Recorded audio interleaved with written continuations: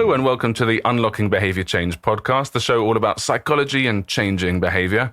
My name is Jamie West. I'm a writer, performer and musician, and I am joined by Professor Emeritus of UCL, Robert West. Hi there, Jamie. How are you? I'm good. Just come back from a lovely 2 weeks in the Scottish Highlands, which are more beautiful than you would imagine just looking at the photos. It's a bit like people find with Venice, is that you see the photos, you think, oh, that looks really nice. And then you go there and you go, right, I get it. And same with the Scottish Highlands, absolutely gorgeous walks with the most stunning. I think the combination of the lakes or lochs and the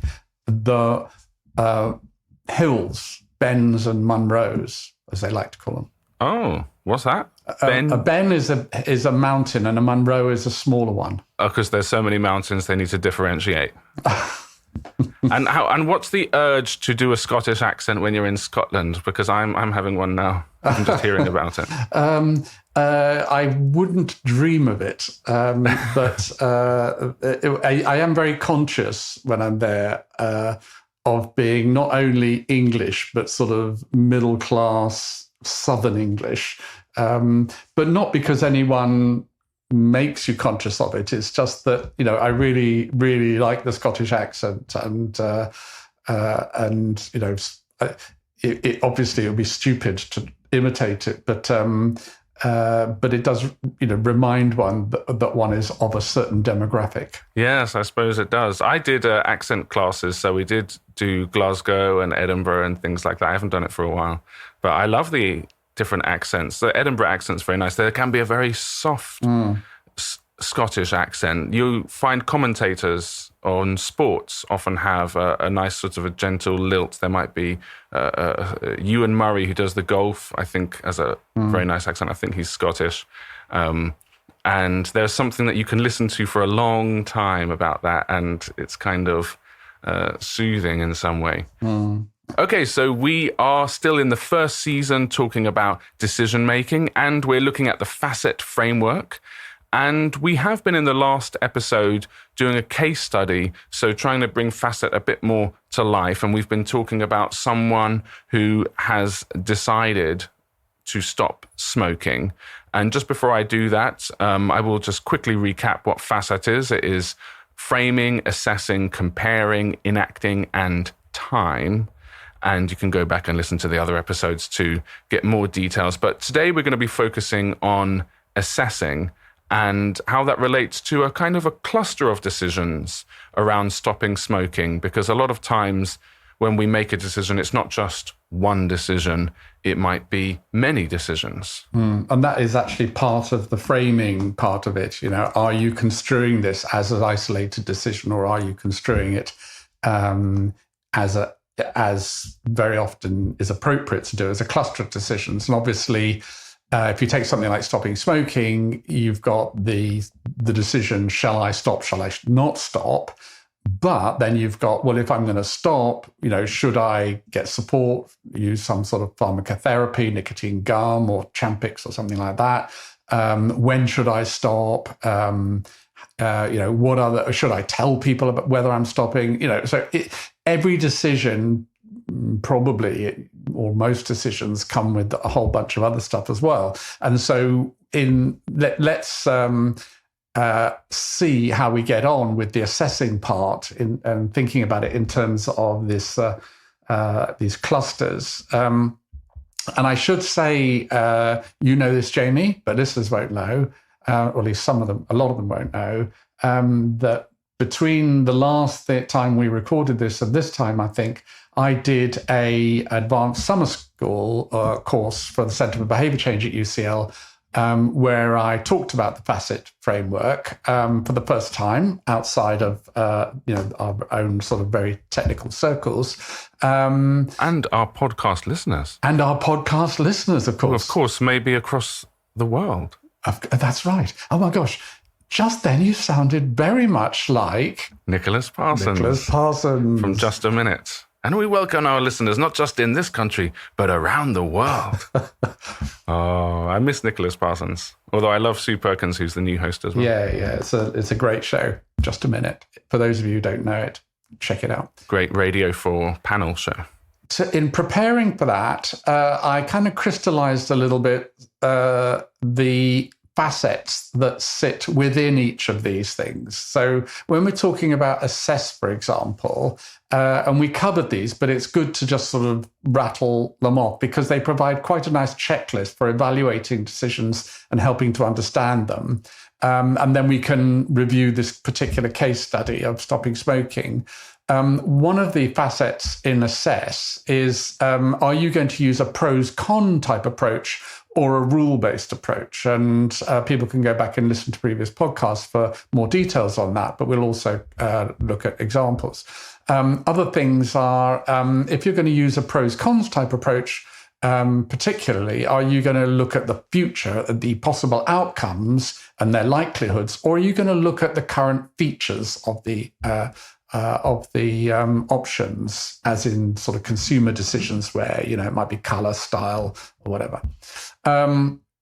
And then there's others like how you're handling uncertainty, to what extent you're going to be using advice, how much effort you're going to put into it, to what degree, and this will be very important in the smoking side of things, the head versus heart thing, to what degree is the decision being influenced in some way by your animal brain, to bring in a concept that we talk about in our book, Energize, the Secrets of Motivation, and React.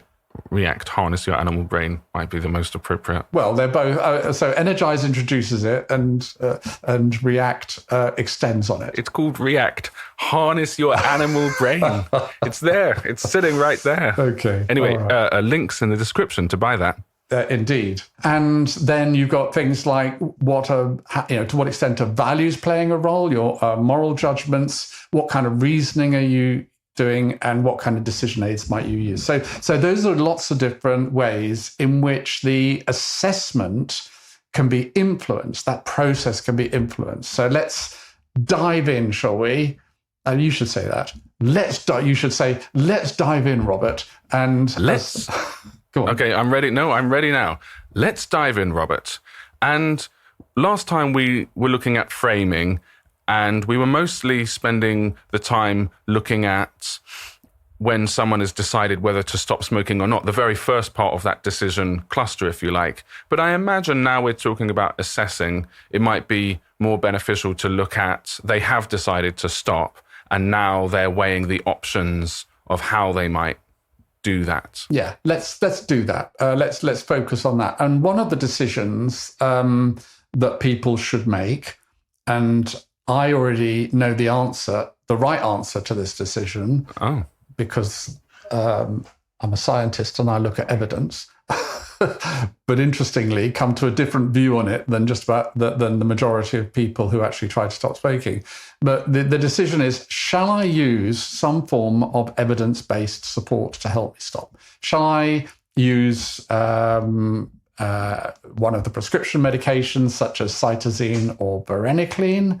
Shall I go to the Stop Smoking Service, which in the UK is free and should be available in all localities? Or shall I try and do it by myself without any support, help whatsoever?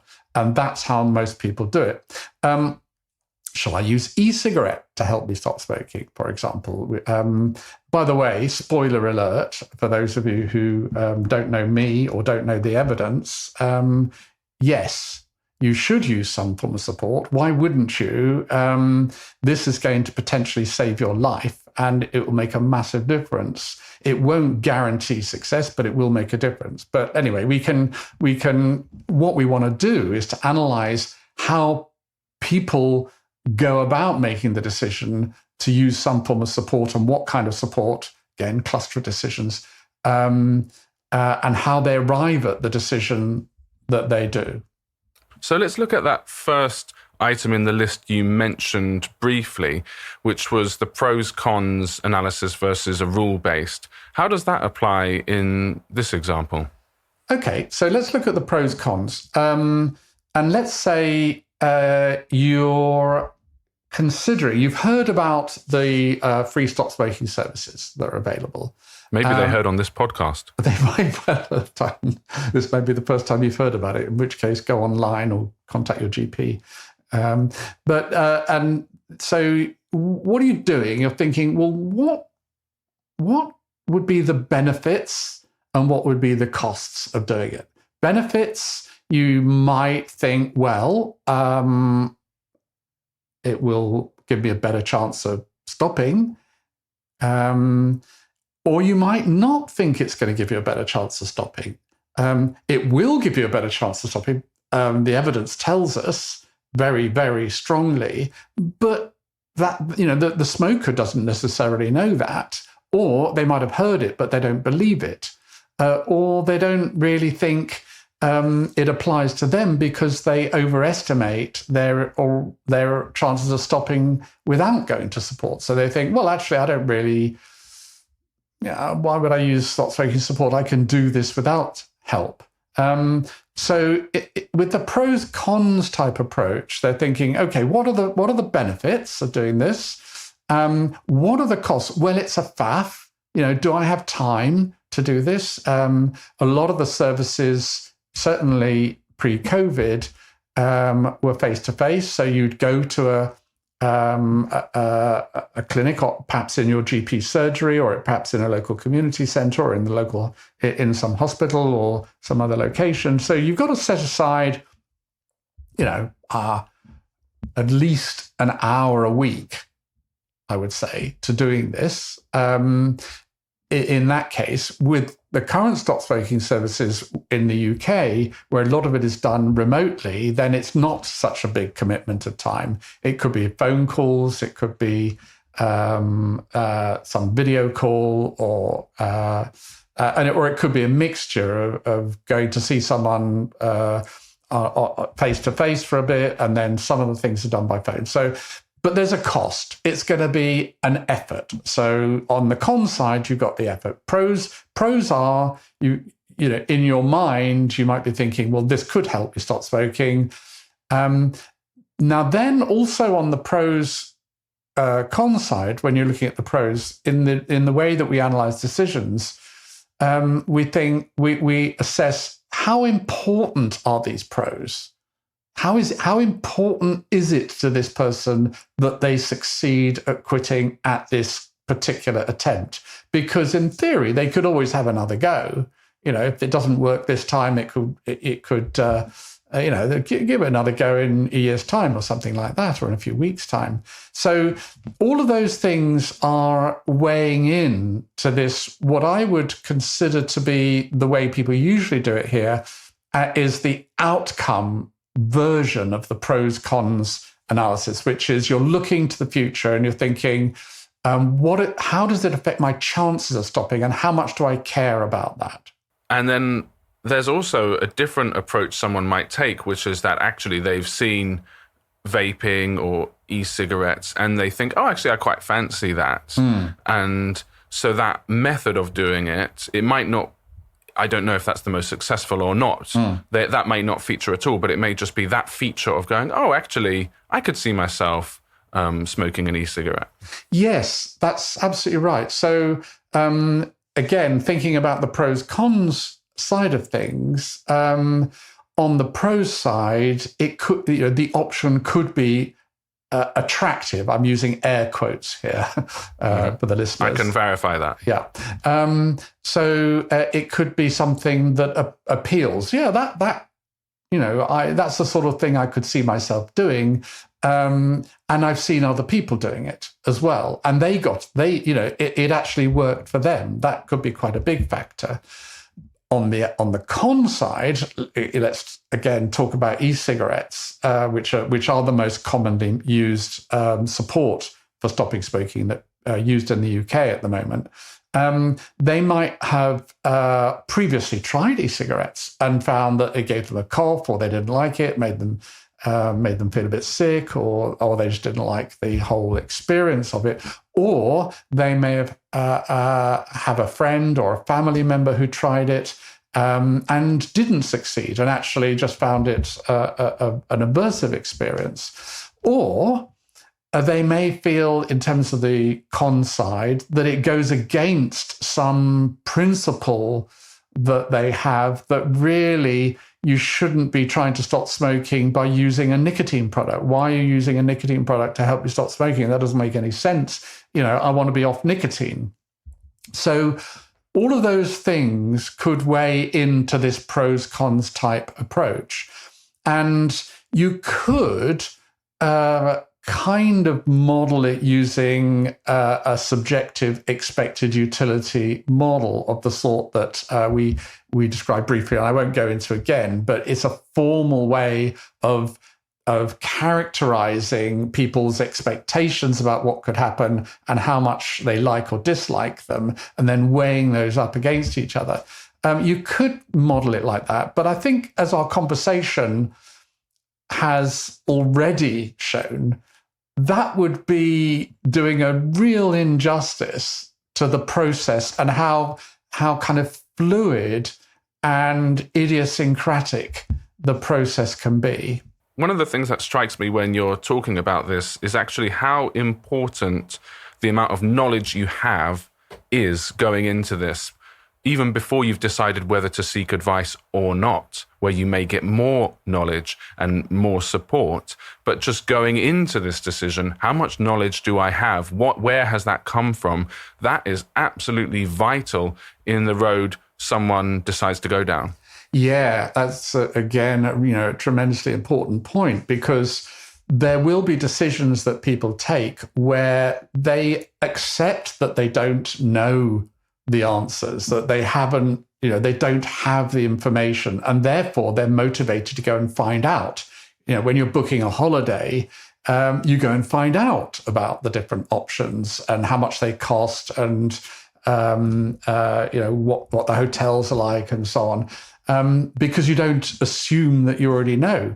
But very often in decisions like stopping smoking, people already believe that they know and are not that motivated to go very often and actually find the information that would help them to make what is, for any smoker, possibly one of the most important decisions they'll ever make in their life. Because, what is there to know? I smoke. I've seen other people stopping. I've stopped before, maybe in the past for a bit. What else is there to know? When in fact, people have spent literally billions of dollars and pounds researching different ways of stopping smoking that can provide you as the smoker with incredibly useful information to inform your decision on how you should go about it. It's fascinating, isn't it? I have an experience of this, not to do with stopping smoking, but one of the uses that I've been putting the ChatGPT and other models, what I've been using them for, is to ask them questions of problems that I have that I've never considered asking or I think I already know the answer to. So how do I store my toothbrushes more effectively? Something like that, when I just have a memory of how we stored them in the house growing up. And I'm like, oh, is that good enough? And it's like, well, there's a better option now, and I'm thinking, oh, I didn't know that. And I could have just searched that on Amazon, but actually having somewhere where you can go. And of course, these models can be inaccurate and you need to check your facts on them. But sometimes just getting a bit more knowledge over something basic or that you think you may know, you're going, oh, actually, someone has thought about this, and here are some ways that you might want to consider. That's a good point. I hadn't really thought of it like that, but I think these language models, large language models, potentially can expand people's horizons and prompt people to be more reflective about things where they would otherwise be making decisions from very limited information, and often no information at all, but just our own prejudices. And because the language models are so easy to use and easy to interact with, particularly once you've broken the ice and started doing it, you can just sort of speak into it if you like. Don't even have to type. And as long as you treat them as a tool to generate ideas and stuff that other people have said might be good. Whether or not it's evidence-based or not that's another thing. But, again, depending on how you prompt them, you can get the models to engage more or less with the research evidence that might help you with the decision. But, again, there's a decision. Shall I use a language model to help me with this decision? And actually, as the models become easier to use and just more routine, I have Claude on the whole time on my computer, because there's, so often I just want to quickly get an answer to something, and I just put in the question, and it's actually, in a way, it's just an easier way of engaging with a web search than actually trying to write the search terms myself, because it will do it for you. We all use, I remember one time one of my friends who's a programmer was laughing at me because I would type a question into Google search, and he goes, "You're talking to it like it's a person, But of course, that's how I imagine most people write in a Google search engine. I know that people who know more about searching, use more advanced and specific techniques. But what people really want is to say, "Here's my question," and they want someone to answer it or something to answer it. And now, of course, Google is connected with the language models. You can do that, and it will come up with an answer to a question. Interestingly, just as an aside, very often, I don't know about very often, let's say often, it's actually better and easier not to write it as a question, but just to put some keywords in to get you a search. For example, I've just been doing some work on looking at how the impact on life satisfaction of making positive health behavior changes like stopping smoking, cutting down alcohol, and so on. And you can, in something like Google, you can get better results just by putting in, cutting down on alcohol, reducing alcohol, life satisfaction, benefits review, than trying to formulate a full research question, which kind of takes it down a particular path. But if you just use those key terms, then it will use the standard Google search process to come up with kind of studies and references that otherwise it might have missed. So I think going forward, we're going to find, it's just a bit of my own observation about the use of searches and AI, is that we're going to develop this sort of dual process where where sometimes you'll want a specific question, and the better your question and the more specific your prompt and the better, more detailed your prompt, the better answer you're going to get. And sometimes you just want some keywords, and that will give you the kind of answer that's going to be more useful for you. That's really helpful. I'll bear that in mind. I often find myself asking a question initially and then having to go to the keywords and finding it that way. But it's just thinking of it as two different tools that you can use, and seeing what results you get is also interesting. So I want to talk a little bit more about some of the other things that we can bring into play when we're talking about assessing decisions. And one of the ones I'm interested in, you mentioned the head and the heart. I wonder what role that plays when someone's stopping smoking.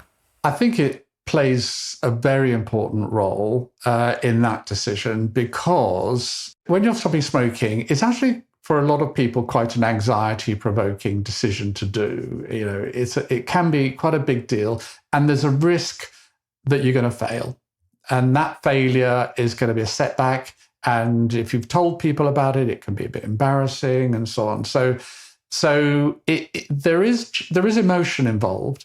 In addition to that, you have to recognize that smoking is not just any old behavior. It's a behavior that is very, very strongly controlled by the drug nicotine, which acts in a particular way on our brain, as we have discussed in our book, The Smoke-Free Formula. It acts in a very particular way on our bits of our brain to create this weird urge to do it, even though you don't even necessarily know why you've got the urge.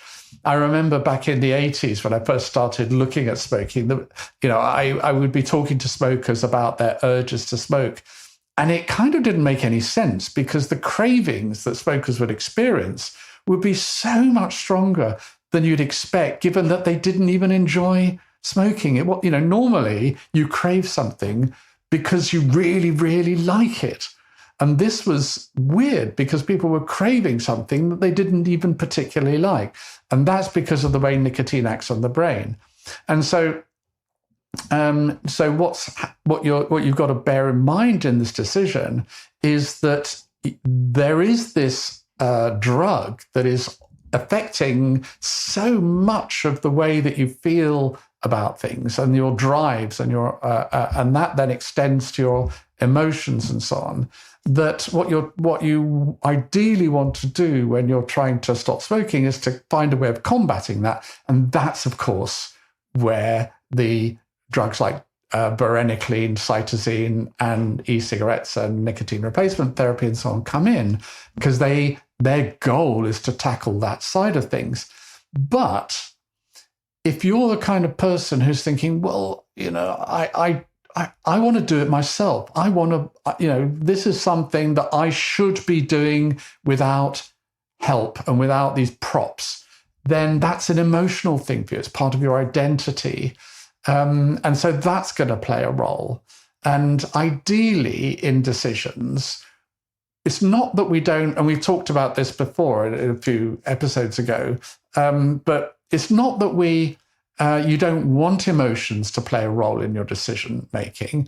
You want them to play a role in making your decision better, not worse. And the trouble is with this kind of situation is that very often the emotions and the feelings and the urges and all the rest of it are getting in the way of what is a decision that would be in your best interests.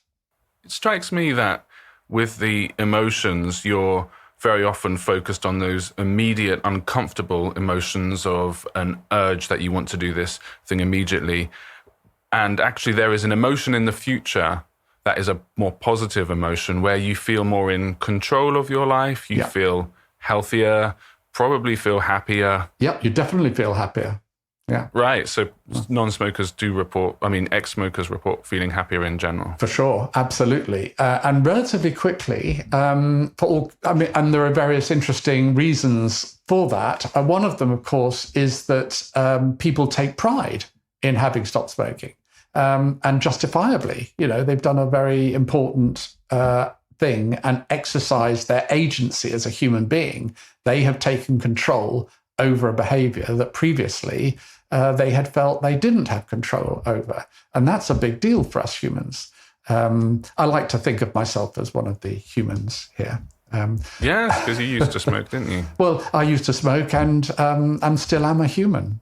Still am a human. I do remember Mark Knopfler once saying, the guitarist, singer, songwriter from Dire Straits and solo work.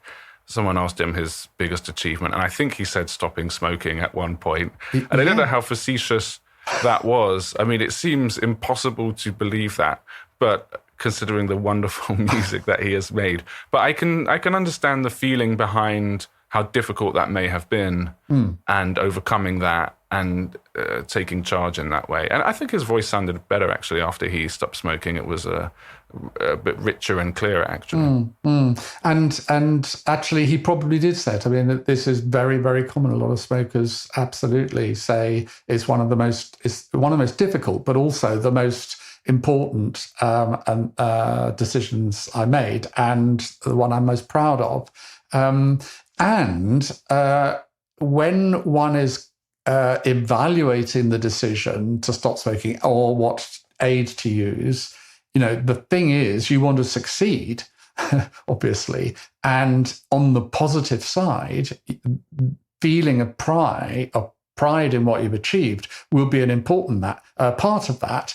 Also, what you also see is that the people around you, even if they're smokers, will feel proud of you. And they will be, very supportive and positive about what you've achieved, and rightly so as well. So that's another sort of thing to put into the pros cons type analysis. As you also point out, is this idea that you will feel better it won't just be healthier in the longer term, but even in the short term, you will be happier and less anxious and less stressed. And that it does seem a bit counterintuitive to a lot of people who think that smoking helps with stress, but it doesn't. The evidence there is absolutely clear. It makes it worse.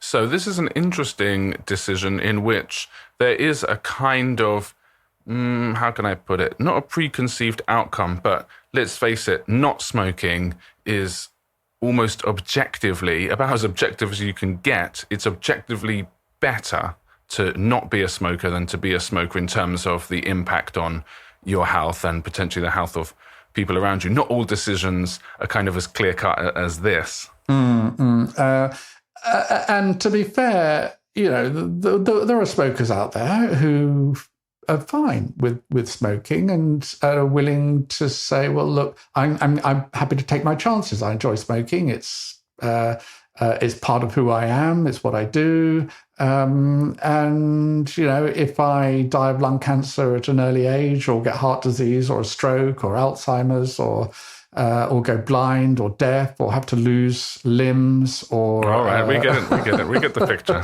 Then so be it. But again, the kind of part of the reason for mentioning all those things is that in the decision when people are making it, A, to stop smoking, and B, to use something that is going to improve their chances, very often they're not thinking of all of these things. Actually, and they just think, well, I'll be unhealthier or have a cough or something like that, and I'll take my chances. And that's a really, really important part of decision making, is imagination and being able to put yourself in the position that you will be likely to be in the future if the decision goes one way versus another way. And another example of that that's been quite successfully used in mass media campaigns is in speeding and speeding motorists, where they try and, in the campaigns, put the viewer in the position of a driver who's been driving too fast and run over a child, for example. And it's very graphic and very impactful. But the idea is precisely that, to bring to the front of someone's imagination the specifics of the consequences, not the generalities of the consequences, but the specifics and how they will feel if, they, as some of the people viewing those media campaigns will definitely feel in the future if they speed, how they will feel when they run over a child. And I suppose part of the media landscape, or the landscape of the knowledge someone has coming into something like stopping smoking, or in that case, driving or drinking and driving, the sort of the government is trying to put that into people's heads at a very animal kind of level, at a very sort of basic level of going, oh gosh, it makes it seem real to you. And so that even when it comes to this part of the decision, hopefully that will be in the mix in a helpful way. Yes, and it's a huge part of persuasion in situations like this, or with behaviors like this, is to make the consequences real for people in the present, rather than something that's abstract and then doesn't really engage the emotions in a way that it should do. And you see this in commercial advertising, where a lot of the visual imagery is there to try to make the consequences of buying or not buying, the particular product, something that people can engage with and relate to. And as we've said in our book, I think it was called React the Animal Brain or something like that. It's hard to remember. Yeah, close, nearly there. React, harness your animal brain. Thank you. Is that our animal brain doesn't respond well to abstract figures and propositions. It responds to imagery. And so when you're trying to influence decisions or help yourself to come to a decision that is going to be rational, you want to try as far as you can to make those consequences in your pros cons analysis, for example, really real to yourself, because that is what you're going to experience down the line. So, you know, if you don't properly anticipate that experience, you haven't really analyzed the consequences. Right. And of course, some of the consequences may be positive. You can imagine a positive consequence of, you know, when you have successfully, you know, stopped smoking for a year, 5 years, 10 years, you know. I know my girlfriend still sometimes mentions, she'll go, actually, it's been, 13 years. That will be something that she is proud of. But we've about reached the end of our time for this episode. So that's been a really interesting sort of real world study of looking at how we can assess options. And next time we'll be looking at comparing the options. And it remains for me to say thank you very much, Robert. I found that very enlightening. Well, thank you, Jamie. And thank you for listening. Remember to like and subscribe to the podcast. And we shall see you next time on the Unlocking Behaviour Change podcast.